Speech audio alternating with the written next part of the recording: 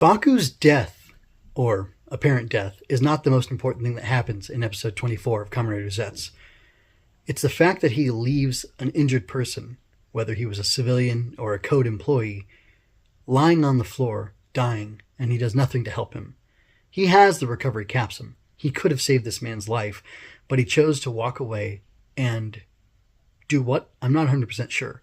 His mission is to destroy the nightmares, or annihilate the nightmares, whatever 3 told him to do. And he stayed focused on that mission, possibly, despite the fact that he said that he was going to do the mission that he chose, which was to save Nem. The episode is so complex, there's so many things going on, and I watched the full episode a while ago, and then I just rewatched it at double speed shortly before doing this analysis. And I don't know at that point if he knows that Nem is supposed to be at that building or not. I know 0 and 3 know that, but does Baku know that? I have no idea. I cannot remember. He's also supposed to be in the real world as opposed to the dream world, so that kind of changes things up a little bit. And he is accused of going rogue and failing at his mission to annihilate the nightmares, even though he's annihilating nightmare after nightmare after nightmare as the lady is using her gauntlet. I think it's called the Lady Gauntlet, as she's using that to release all these nightmares, and he's just destroying them all. In the process, he's destroying the building, which I could see as being irritating, but it's not really defying the mission. It's collateral damage. Code, who apparently is willing to throw away the life or the lives of its agents, should know all about collateral damage and should be accepting of that. And yet they are seeing him as defying the mission, despite the fact that he's literally annihilating shadows. Or nightmares, I should say.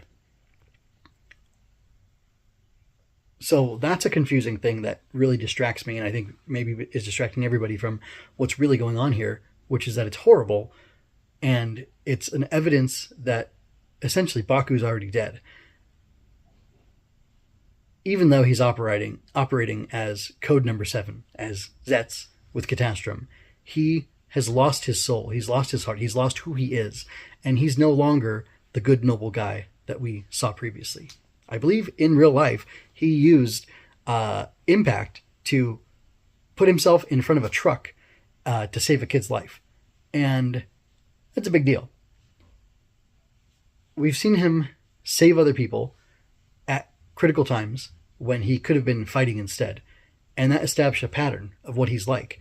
And now we see the pattern is broken because all he's focusing on is destroying the nightmares / finding them. He's trying to find them. The nightmares are in his way. Therefore, he's destroying them. And you could argue that that's him being focused on his mission of finding them. But if his mission is to save people, and she's a person he's trying to save, is he justified in ignoring the lives of other people in order to save her? Is that what Nem would want? Is that what he really wants? I guess I'm essentially asking, has he lost his soul? Has he lost his heart? Has he lost his way in working for Code? And is that part of the terror or the horror of Code that Nox Odaka spoke about and that the lady has spoken about? The lady, we have context now, was Code number 2. So she was an agent and she had this immaculate nightmare conception, and that's where Nem came from. That's kind of a distraction from my main point, though. We don't really know where Code came from. I think the wiki says that, where Nem came from. It kind of seems like Code created her somehow, but I don't think that's what happened.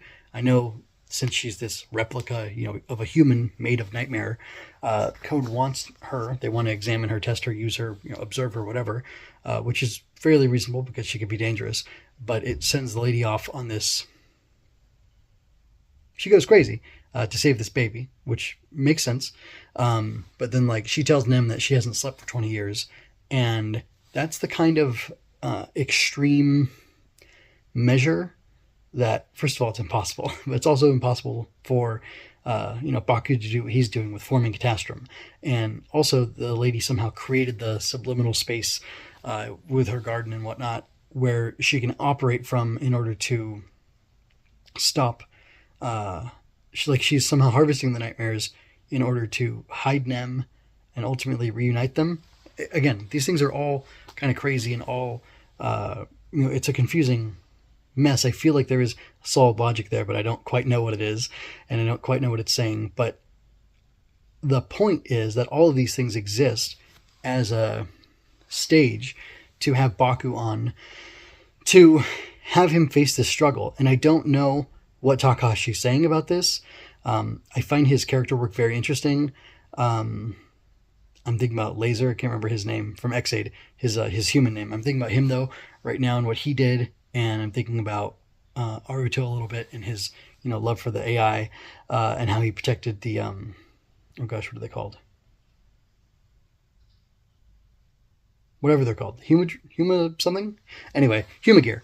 How he was protecting them, and what exactly he was saying. I feel like he was saying that even these artificial life forms are deserving of life and are deserving of protection. And he's kind of saying something similar with Nem, but then Baku's willing to sacrifice a non-artificial life, so in order to save Nem, that being the guy that got hurt by the collapse of the building, part of the building. But then that goes back to my question about, is it okay to ignore one person to save another person? And I don't know if there's an actual ethical answer to that question, or if that's just a challenging question, a challenging idea that Takahashi is putting forward and kind of proposing to the audience of the show by having this here, because obviously something is, the question's being demonstrated to us. It's not being spelled out, but it's being shown to us that there's this issue, this idea, this conflict that Baku's in and that we can see going on. And I'm just wondering, what is he trying to say? And what is the point of all this? And I think, I wonder if most people are going to miss this idea, because there's a lot going on, but I really felt like that little scene of him seeing the guy and then turning away from him is just like, it's core. Like, it is what the episode is about. And I don't know if that means that's what the show is about. And generally, I don't really know what the show is all about. But I do find it interesting, and it's riveting. It's exciting to watch. And I absolutely love this episode, and I'm so much looking forward to the next episode.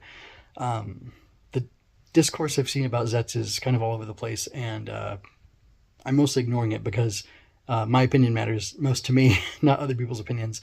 But if you'd like to, I'd love to hear what you have to say about this. Leave me a comment. I'd love to talk about this, get your perspective on this. Check out the pinned comment for more. I'm going to have some bonus content there, as well as the playlist for Zeztz and everything else that I'm doing. But while you're checking out the pinned comment, and if you want to make a comment of your own, I wonder, what was the thing that stood out to you most from this episode before, watching this analysis?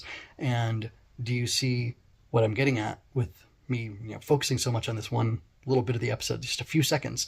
And what do you think it means? And what do you think this episode was about? And what do you think the show is about as a whole? I'd be really curious to understand, or get an understanding, hopefully from you, of what's going on here and what exactly is being said. Until next time, folks, this is MJ with Henshin, Inspection, and Rider Tears signing out. Say hello, kitty. Meow. Meow. Meow. There you go. Yep, there you are. You're a cat. You're a cat. Are you a code cat? Oh.